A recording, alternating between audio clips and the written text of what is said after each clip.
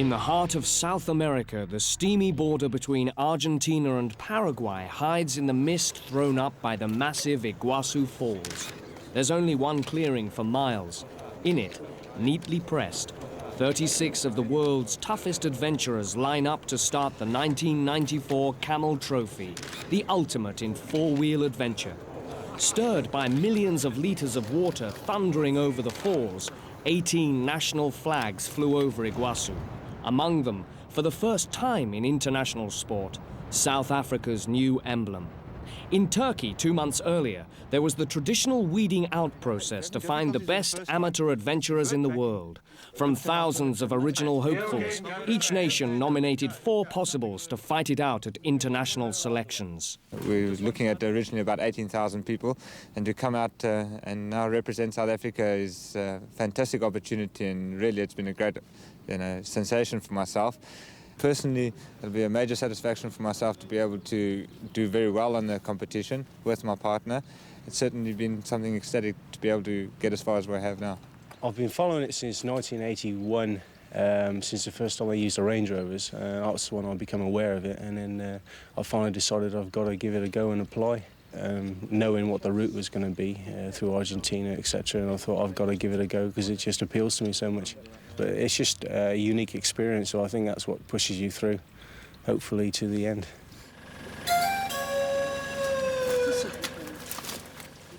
A 50-50 chance is all they had. A team in Camel Trophy is only too strong, and participants had just 3 days and nights to stake their claim on a place in the convoy. 72 hours to think more clearly, drive more smoothly, work better, and lead with more conviction than their countrymen and women. For the first time in 15 years of Camel Trophy, 3 women made it as far as international selections. 2 were from France, 1 was from Scandinavia. The law of averages dictated that at least 1 would make history and make it to Camel Trophy. But both Corinne Duray, a French mountaineer, and Crystal Persson, a Swedish lawyer, outperformed the men for the one-off chance at the world's toughest four-wheel drive adventure.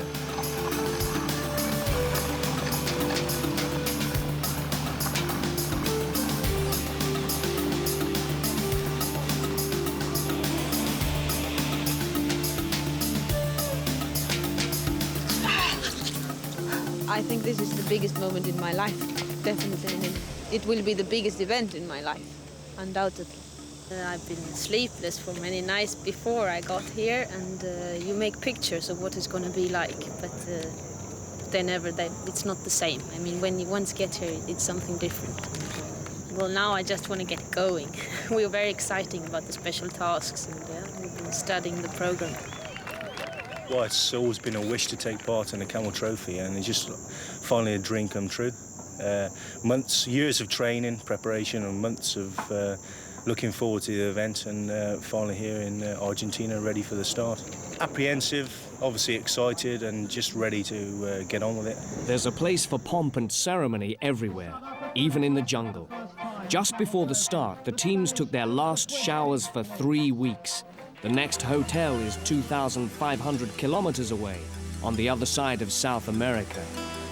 The waterfalls that starred in the film The Mission are not the highest or the widest, but they are the most spectacular in the world. In the heart of the jungle, the Parana River drops off the planet for 200 feet into a tropical cauldron. Somewhere at the bottom, the water turns to steam and the muddy river into a torrent so clean it sparkles. The South Americans call Iguazu Garganta del Diablo, or the Devil's Throat. The Spanish, who discovered Iguazu for Europe, thought it was like sailing off the edge of the world. The Guarani Indians said the falls appeared after a warrior took a local girl prisoner and sailed off down Parana with her. The gods were furious and made the riverbed drop away. The couple tumbled to the bottom, where the girl became a rock and the warrior a tree. No one told the Camel Trophy participants the tale as they charged down a path by the falls, tied to a tree that was maybe once a warrior, and nudging rocks that could have been a maiden, were a fleet of inflatable boats.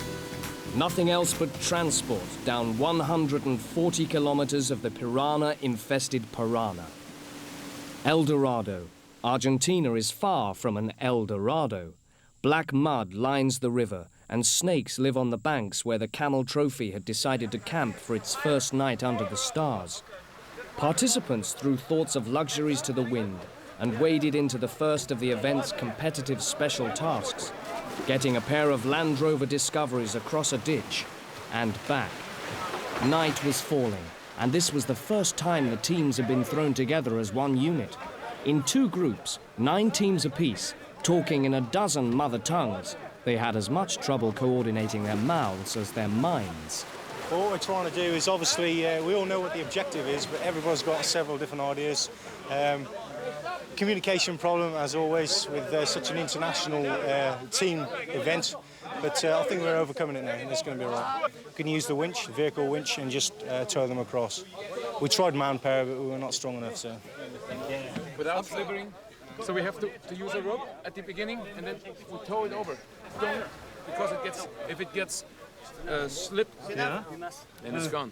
We're going to build a bridge to get a car over here and then backwards again. So we set up a plan and now we're working at it. Okay, that's it. That's secure. Building the log bridge brought out the best brawn and brains in both groups. In a case of more haste, less speed, Klaus Hass's brains were those of a winner. It's very successful at this stage, but we're competing against another team that's slightly ahead of us, but we feel that we can make up the time when we turn around the vehicle because we believe our construction is slightly safer and more secure. So we'll make up the time on the return trip.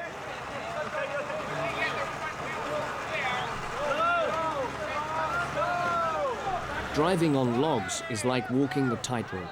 Balancing 5 feet off the ground in a 2-ton vehicle left no time for error, but winning the task left no time for caution. Mark, Crystal and Edie were all in the slower team. Their Polish teammates took too long crossing the log bridge. The pain of defeat came with a cheer from the other group, first back across the river, first to the food at an impromptu international barbecue of Argentine beef, the country's tastiest export.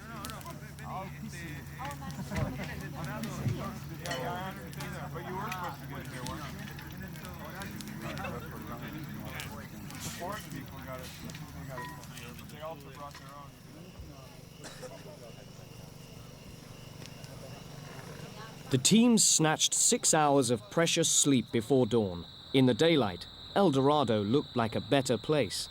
The mist might be picture postcard pretty, but the second group task was risky.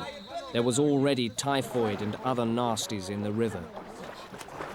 The object was to recover the gearbox, obviously, that had fallen into the bottom of the riverbed.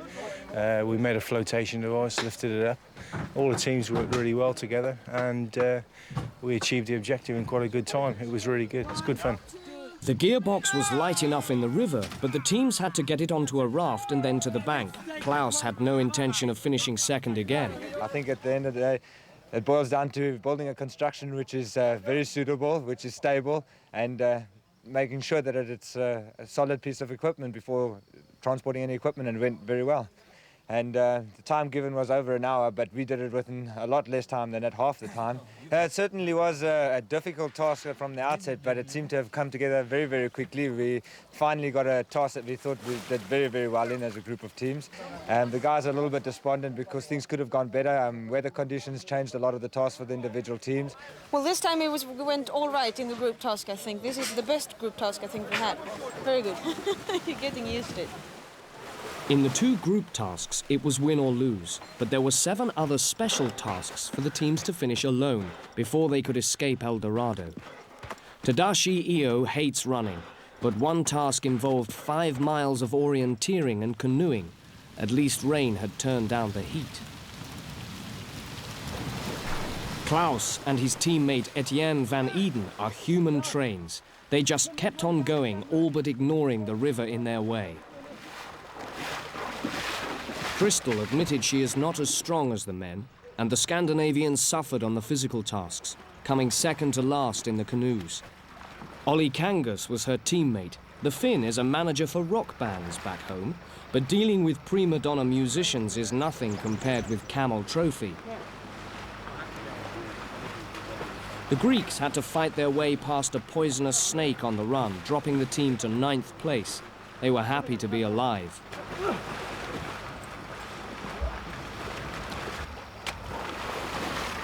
The Germans found the flora more challenging than the fauna.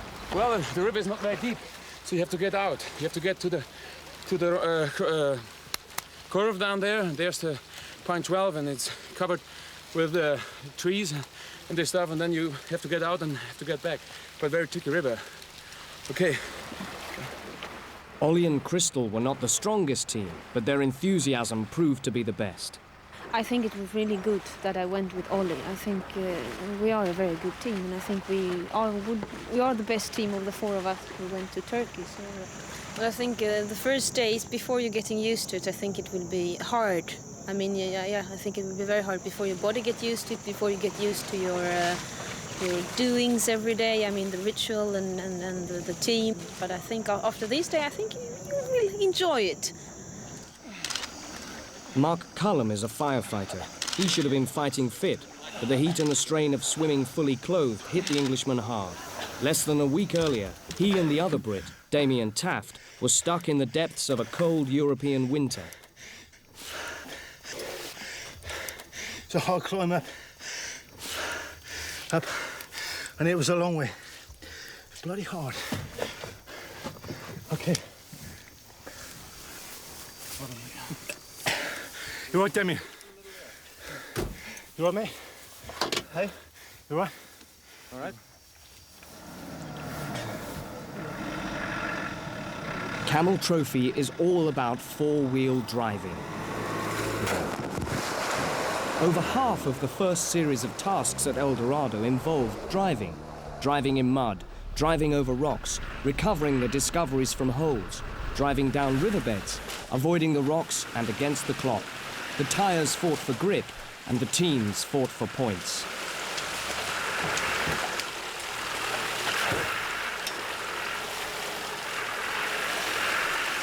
The Scandinavians predicted they wouldn't do well in the special tasks, and they didn't. But at least they weren't last. Their driving had made up for their lack of physical strength. The Swiss lumberjack Stefan Weber and his partner Bruno Nubler were way out in front of the Russians and ahead of the amiable Spaniards. No thanks to the insect life at El Dorado, the teams have been itching to leave their temporary camp for the open road across South America. 34 discoveries long and stretched out over 2 miles of dirt road, the Camel Trophy convoy snaked out of El Dorado, braking for the border with Paraguay. From showroom clean 3 days ago, the discoveries were now broken in, covered in the required amount of mud, sporting a few battle scars, and packed with supplies for 18 days. The Italians bought pasta, the Spanish bought eggs and milk from a farmer, the Brits were stuffed with granola bars, the Americans with Hershey bars, the Russians bought salted cheese, the Poles a splash of vodka for campfire camaraderie. Ollie set up an in-car music system. The Hungarians sang to each other. The South Africans discussed the future of their nation. This was the United Nations on 4 wheels, the spirit of Camel Trophy. From El Dorado, the convoy would head west out of the thick jungle, across the wet swamplands of Paraguay, back into Argentina for day after day of dusty driving on the dry Chaco plains, over the Andes into the Atacama Desert, and the finish on the Pacific coast of Chile. 18 days, 3 countries, and 2,500 kilometers. The Parana River was becoming a pain. Again, it flowed across the path of the Camel Trophy, this time too wide to do anything but ferry across. Paraguay is landlocked, but like Switzerland, it has a navy. Its flagship was inhabited by ferocious killer bees, stinging dozens of team members and the doctor. The navy tugged the ferry across the murky waters to Never Never Land, where roads ended and muddy tracks took over. Real Camel Trophy country.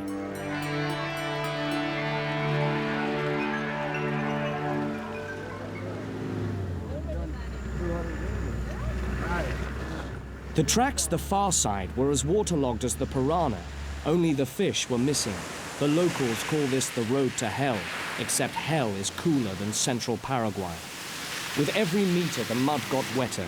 Puddles became ponds, ponds became lakes. The road became a sea of mud. If it was the last thing they did, the teams were there to get through the mire.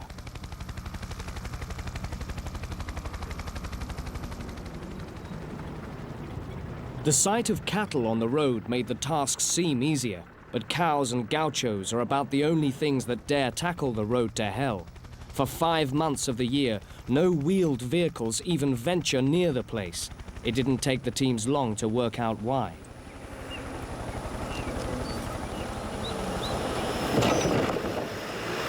According to the map, the very beginning of today's route is going to be kind of wet.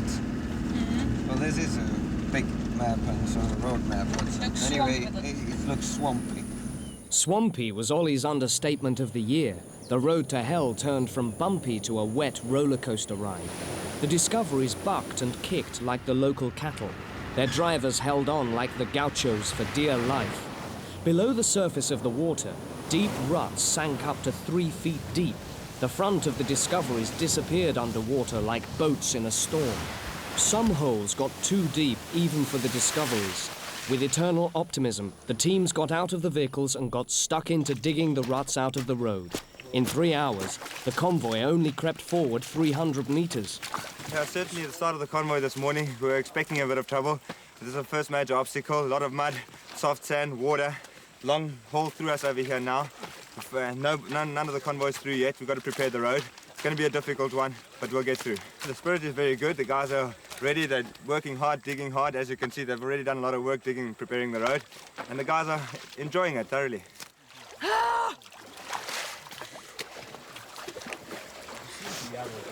This is not nice. Well, this looks really, really bad.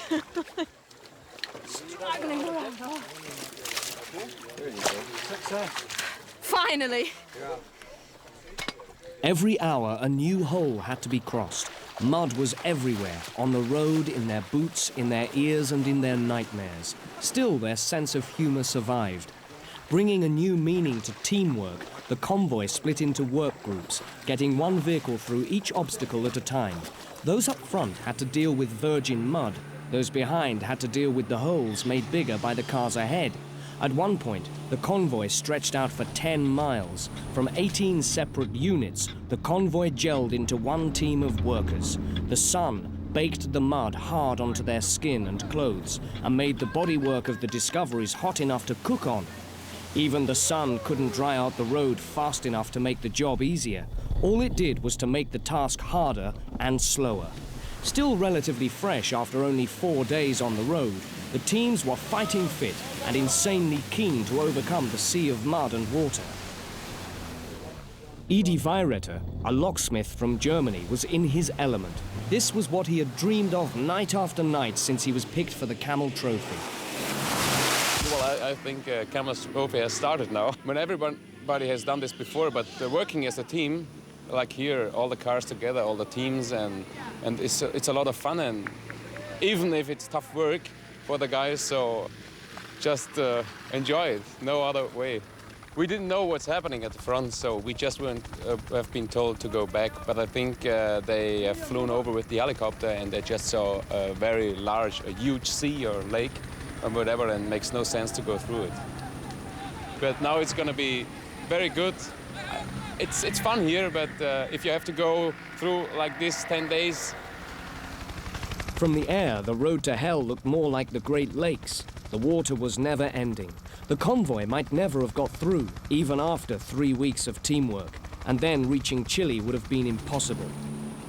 The decision to turn around came as no surprise. The thought of battling with the same mud holes all over again wasn't a pleasant one, but no one complained.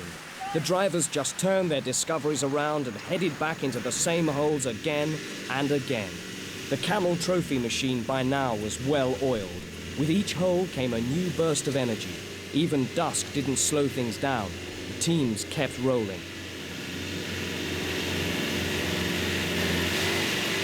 "20 hours after the battle began, the convoy was back where it started. on the edge of the region the Paraguayans call the impenetrable. The camp was silent that night. The inch-by-inch crawl was over, but the teams felt exhausted. They needn't have worried. The next day, things were just as bad. The road from Paraguay back to Argentina was a 200-kilometer-long mudslide. No more than 10 feet wide, the road was heavily cambered and covered in more mud. It took no prisoners. To place even one wheel off the middle of the road ended in disaster. In just 12 hours, the Dutch team alone slid off the road and into the undergrowth 4 times. For hours on end, the finest and most delicate car control was needed to stay on course, as Klaus found out. Just a quick puncture, quick change of tyre, but going well at this stage. First one, unfortunately, hopefully the last, but it's going all right. Quite testing, it was long, deep, muddy sections, and quite challenging to the individual drivers. It went very well though. That's very interesting. Fixing a tyre barefoot was more of a problem. There was a lot of rain yesterday, equipment was drying out. We went to bed, thought the fire was out, the boots were getting a little bit warmer closer to the fire, and in the night we thought somebody was making coffee, and we realized there were a couple of flames going by, and it was 4 sets of boots that we lost last night, completely burnt out. We only got the rubber soles left, but that's the way it goes. We have to make do with what we've got now, yeah. A third of the way across South America, the focus was now on crossing each hurdle. The mud had been a backbreaker. Now the challenge was the Chaco, the endless prairies in Argentina's far northwest. In less than a week, the teams changed from clean, normal people to a united band of dirty comrades. Thoughts of luxuries like baths and fresh food were distant. I think especially the first 2 days, I think people has problem in getting used to be dirty. I think some people have got problems to cope with that, but I think now they have overcome it, like now when we have been here for a few days. But in the beginning, I know that some people really had problems with being dirty and all the dust. Some villages or little towns where the only way to get there is a dirt road. Yeah, probably. I haven't been that up north, unfortunately. Oh, yeah? I'm really bad. My travel experiences in Sweden are really bad. I haven't been more than 1,000 kilometers up. And I mean, You haven't been to Kiruna, never? No, never. Well, I have. So it's half Sweden I've been to, not further up.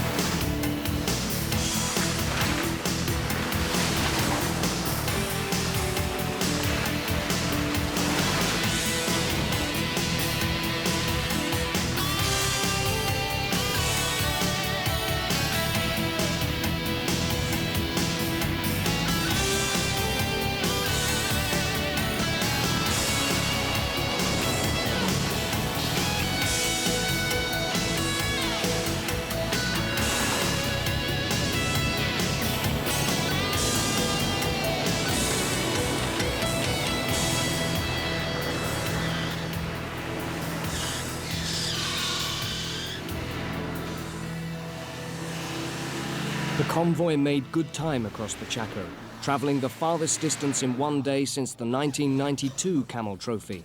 At the end of the 18-hour day, the convoy fought through bushes long and sharp enough to rip a tire, just to find a campsite on the banks of the river Pasaje.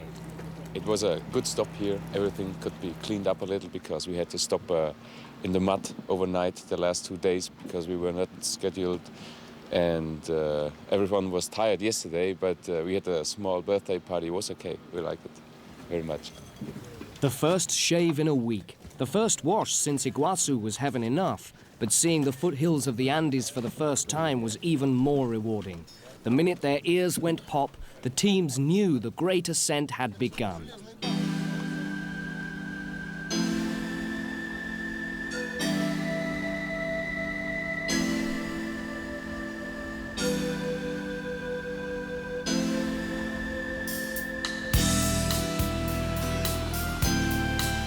For a week, the sole objective of the Camel Trophy was to cross the Andes, stopping only for 2 days to build a mountain research center near Payogasta. Climbing thousands of meters a day, the convoy snaked into South America's wildest mountains. With every meter climbed, the air got thinner and cooler, the engines hotter and wearier. Drinking 6 liters of water a day, the teams tried to fight off altitude sickness. At 3,000 meters, heads were pounding and stomachs turning in the thin air.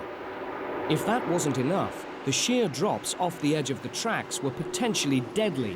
One car was saved from a 300-meter fall by a bush a meter high. Because we've been climbing so high, the vehicles have been working extra hard and consequently they're overheating. And with the advice is run the heaters on, although it's still very hot here, keep the heaters on, the windows open and take it steady with the vehicles. Watch the temperature gauge. I've never seen anything like this before. Mountaineering is my hobby and I spend a lot of time in the mountains, but this is just absolutely amazing and the best is yet to come. I mean, we're still climbing higher and higher. I'm wondering when the road is going to end. We're still going up and up. It's great. It really is great. I love it. I'm in my element. It's just a great atmosphere and really enjoying it. It's really good fun. A week ago, the route was bogged with mud. Now there wasn't water enough to keep much alive. Only cacti and prickly grasses survived this high. As for humans, only the hardiest hill farmers live in the mountains. Not surprisingly, when summer is 40 degrees hot and the winter -20 cold. It's a world on top of the world. A place where only the toughest survive and where the brave dare tread. Perfect for Camel Trophy.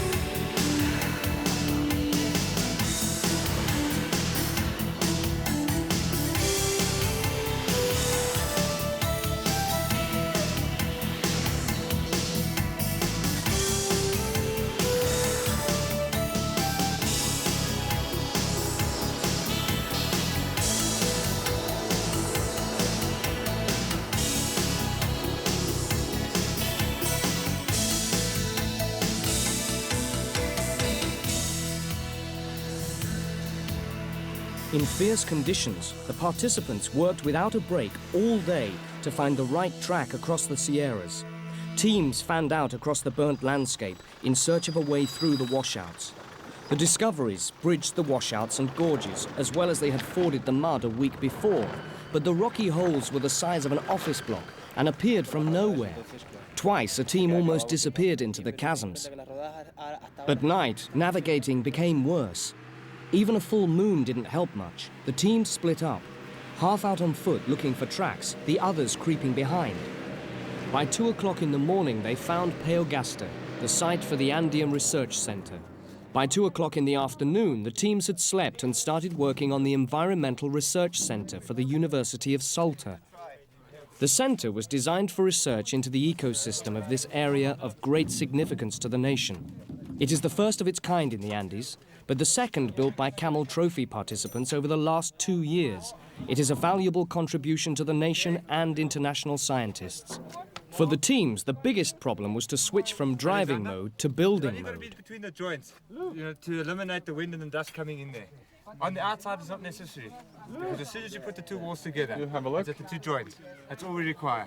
It certainly means a lot to myself and also the individual guys from each individual country. It's putting back something into the environment after going through the environment and taking in its natural beauty. The project involved here is establishing a research center for the Salta University for the Andes group. And I think the guys are really pleased to be able to put something back into it because they're making use of the terrain here. And then again, creating a structure and making a successful project for them to further their studies here. It's really, it's a wonderful feeling for us to be able to do that for them. Yeah, but no, that's not going to be too big. By late afternoon, the building was already being knocked into shape. We had a discussion how we should make it fit, if we were going to use glue or silicone and many ideas, and then we have to sort of agree on one. Yeah, I think it's just the least we can do, and I think we enjoy it and the locals enjoy it. I think it's good, very, very good. there will be work done 24 hours. Yeah, I think some got a little bit dizzy when they don't drink enough. I think that you have to be very, very careful with drinking all the time. And then, of course, sunburned. Many, many. Some of the countries had expert architects and builders for teams. They directed, the others followed, in complete trust. At nightfall, the teams swapped shifts. The second line had the benefit of the cool evening, but the pressure of working in the dark. As the first group took 6 hours rest, the others began digging a drainage ditch. We're digging a hole for a septic tank, and it has to be 4 feet deep. And well, it's hard work, as you see. We get thirsty and it's very dusty. Well, the surface is very hard and very dusty. Lots of rocks and some thick roots. But as you go deeper, it's getting smooth and soft. By the small hours, the walls were up, the roof on, and the final bolts fixed in.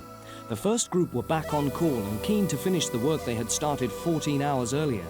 The architect, Rafael Requena, stayed up all day and all night to supervise.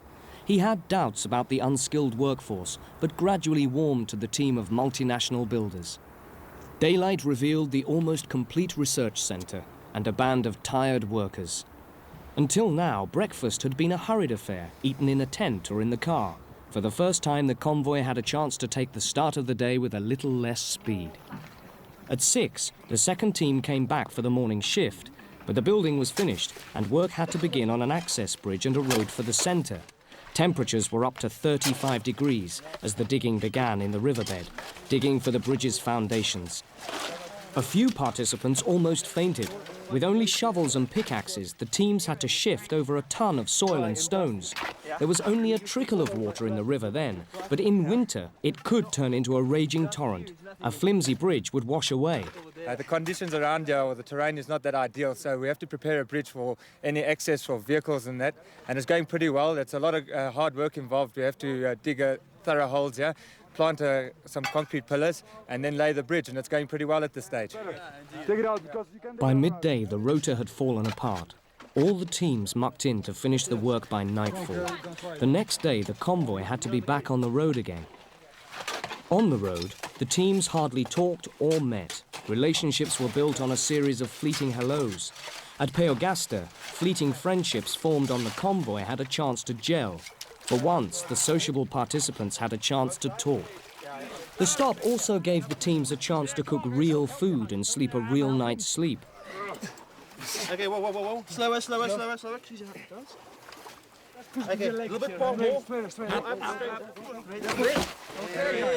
In the riverbed, 6 concrete supports were wheeled into place and wooded planks laid on top for the roadway.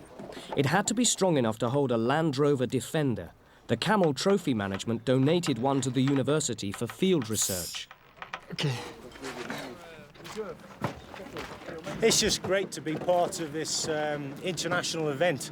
I mean, there's so many countries taking part, there's so many countries wish to take part. We've been working almost 30 hours non-stop, very little sleep, not much food. We're trying to get as much fluid in as possible, but we're always dehydrated, extremely tired. It's hard physical work, anyway, hard graft. It's built out of concrete piers. We've got very heavy wooden construction spans, and then we're using locally bought timber, hardwood timber, as the driving boards, and it's all bolted together very rigid. It's hard work, but if you want to have a go, it's worth it.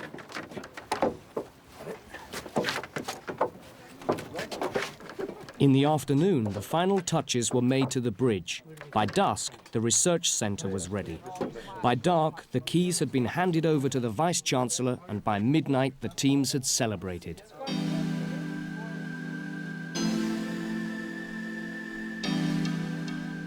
By dawn, the convoy rolled onwards and upwards, up as high as you can drive in the world, higher than Mont Blanc, half as high as Everest, to Abra El Akai, 5 kilometers above sea level. Twisting around endless hairpins, the convoy climbed from 2,500 meters to almost 5,000 meters in just 85 kilometers. The only town on the way was San Antonio de los Cobres. A handful of its tiny population turned out to cheer on the convoy. Wild llamas grazed on the slopes of the Los Gemelos volcano as the Camel Trophy passed by.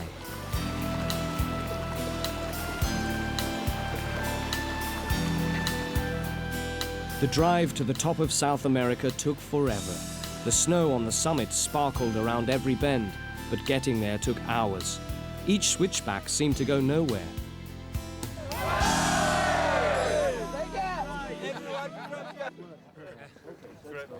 It's marvelous. I've never been this high up, never. But when I walked very fast towards some other cars, then you feel a little bit dizzy. But I haven't got headache or something. But if you do something, you get very tired. As you see on the sign, we are 4,895 meters high, and this is higher than the highest mountain of Europe. You know, it's the Mount Blanc, and it's quite. It's a difficult region up there because the altitude sickness starts at 4,500, maybe 4,000 feet, and I heard some of the guys have some problem with their head or whatever. And well, we are going down now to the coast, to the Atakama, and I think this was the highest point, so we will see what's coming. Between the Andes and the ocean is the Atacama, the world's driest desert. For hundreds of miles, there's no vegetation, just sand and rock. It took 2 days to come down off the mountains into Atacama. Every meter closer to the sea, the air warmed up and the oxygen got thicker.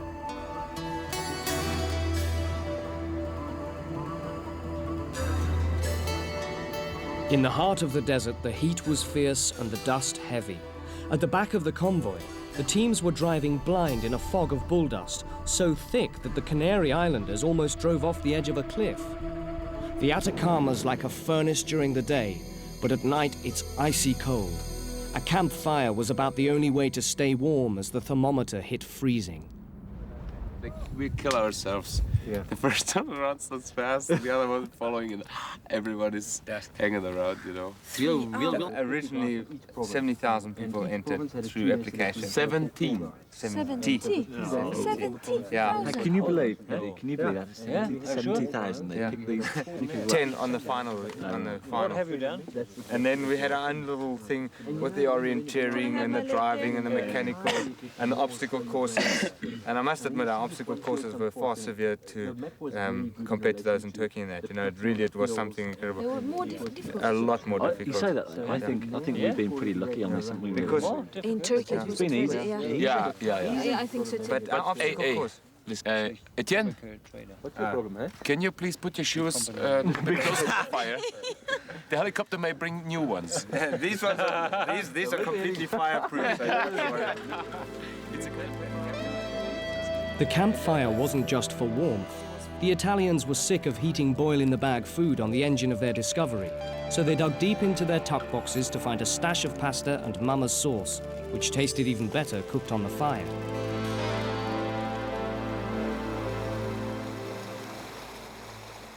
Crossing the Andes had been psychological as well as physical.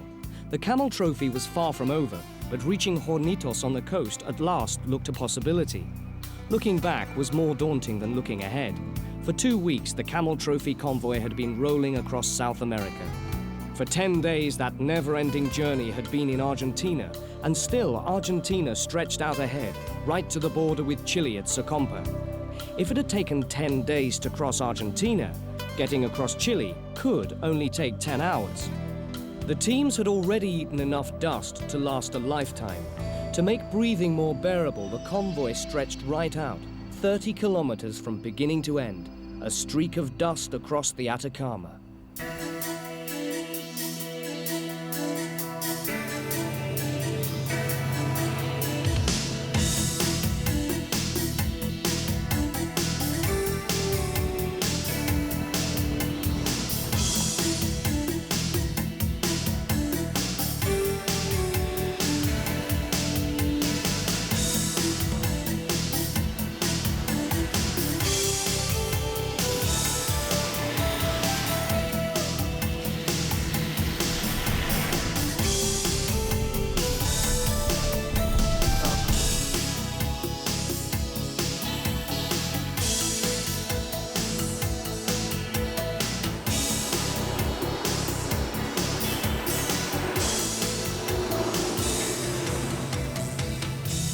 The only other way over the Andes from Argentina into Chile is on the train to the clouds.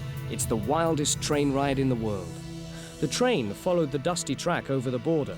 In the 70s, it was the safest way to travel. Argentina and Chile were at war, and the border was mined. Driving from Argentina to Chile is still dangerous. The Chileans left out a wrecked car as a warning. If the mines don't get you, the climate will. It hasn't rained in the Atacama since 1926.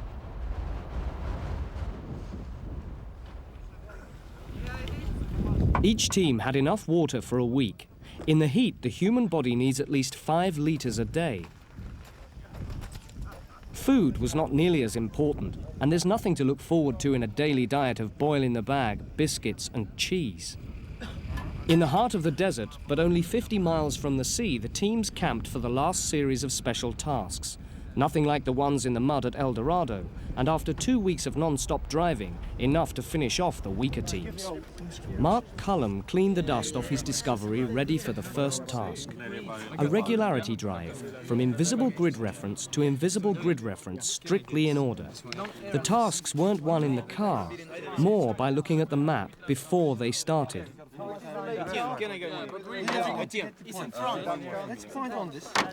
The trick was in the magic of the GPS compass. Looking like something from a science fiction film, it took readings from half a dozen or so satellites and came up with your exact point on the planet. You got it? Yes. Now edit. Press edit again to save. Save in memory.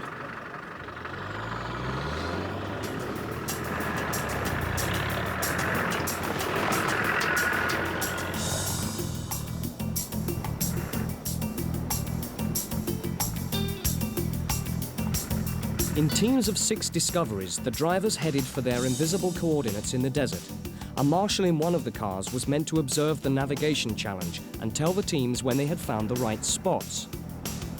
The groups crisscrossed the Atacama all day, driving up and down dunes, trying to find a way across gullies, just to get the elusive map coordinates. One group took 3 hours to find the first point, going round and round the same dune to find a way to the top. Anyone taking a shortcut ended up stuck in a gully or up to the axles in soft sand.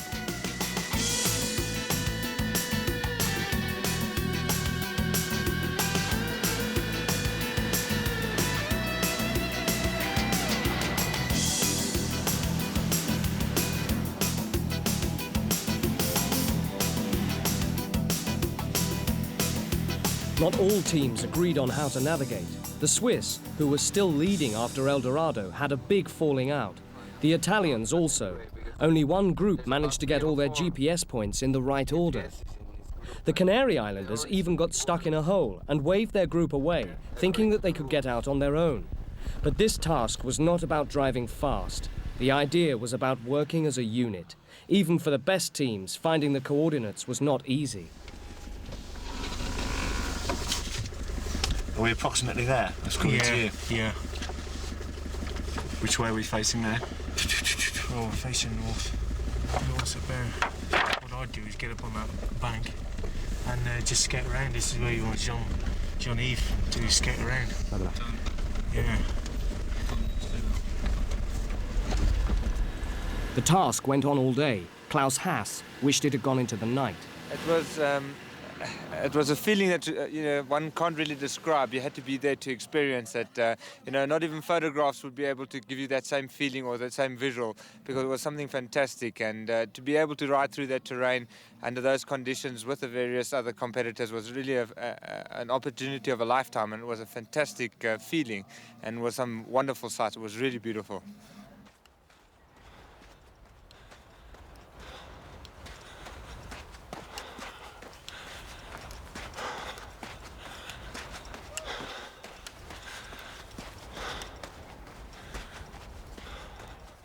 Last one in, time counts.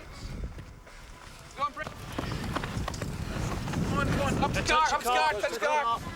Well done, guys. Well done. If the navigation gave the teams a buzz, the next morning's early orienteering run gave them a shot. Enrique Perez had almost driven his car over a cliff 2 days earlier, but he came closer to danger when he collapsed on the 8-kilometer run. He hasn't got much skin fat, as you can see. It's an early morning kickoff. It was a 5:30 start. Fairly strenuous, 11k, so 11 kilometers. So it's taken it out of him. And he hasn't got the sugar reserve. He had a meal last night of chicken and rice and some water in the morning, but that's about all. So we're giving him glucose to drink. We've given him an intravenous glucose line to bring his blood pressure up. It's doing well. He's warmer. He's cramping less now. The sight of Perez being given first aid shocked the teams. They had lived for 3 weeks under the impression they were invincible. But within an hour, they were all back out under the sun for the last tasks. The hardest was getting a deep enough hole into the rock-hard desert to sink a ground anchor and winch a 2-ton Discovery up a steep slope. For the British team, it was their best result.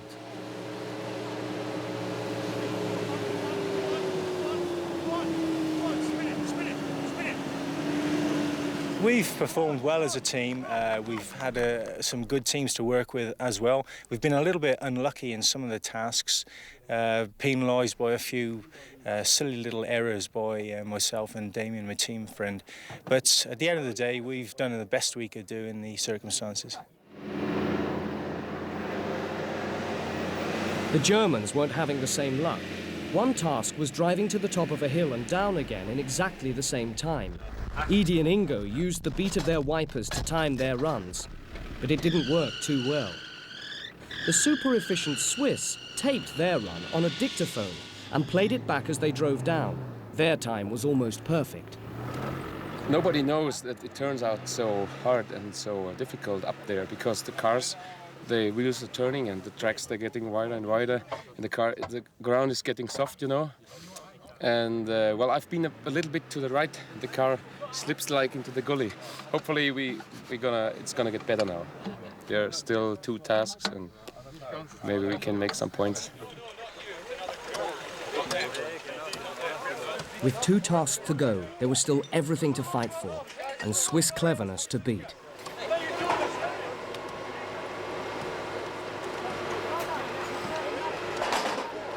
Swiss ingenuity didn't last forever.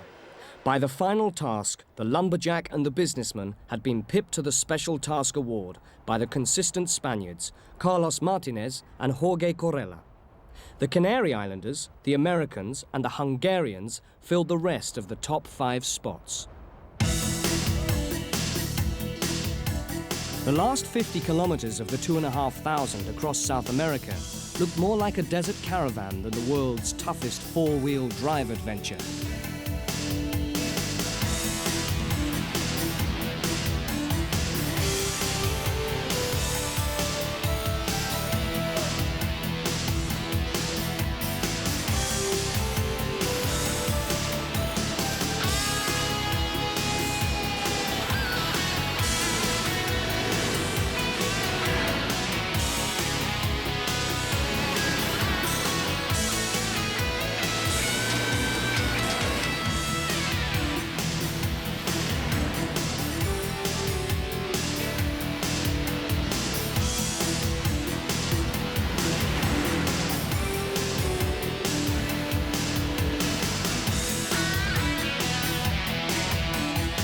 There was no avoiding the bull dust this time on the final sweep through the Atacama, down onto the beach at Juanitos. For the first time in 3 weeks, the Camel Trophy could go no further. Well, it was great coming through to the final end line. It was a fantastic feeling having to achieve the objectives of the Camel Trophy now. But yeah, all good things must come to an end. And it happens too quickly, but it's been a fantastic experience and thoroughly enjoyed it from start to finish. No regrets whatsoever, and the experiences obtained were, undescribable. It's really fantastic.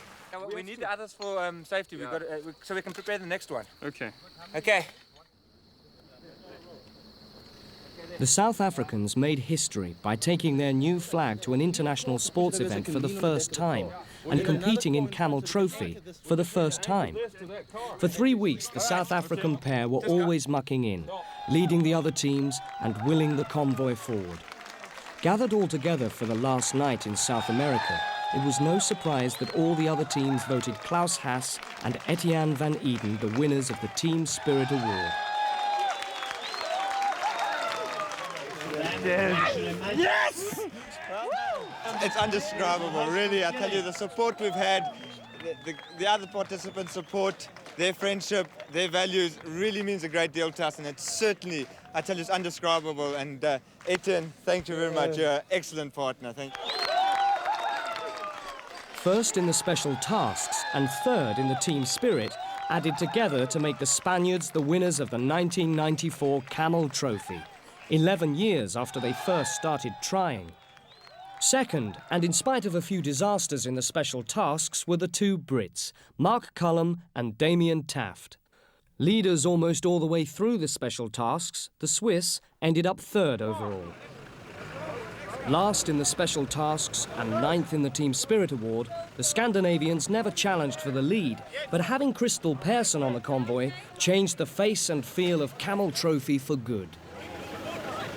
Better self-confidence, and I've learned a lot about being with people, working in a group, and about myself a lot. Yesterday I was really depressed. I felt so empty because it's over. I really don't want to go home, so it's meant a lot. It's hard to describe in words, but it's been great fun, and you've been living very close together to all these people, and then it's going to be very strange just to say goodbye and go home and you start your normal life again.